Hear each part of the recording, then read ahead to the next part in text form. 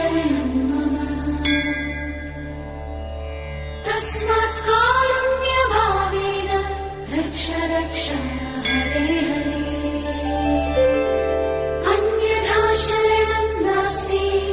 त्वमेव शरणं मम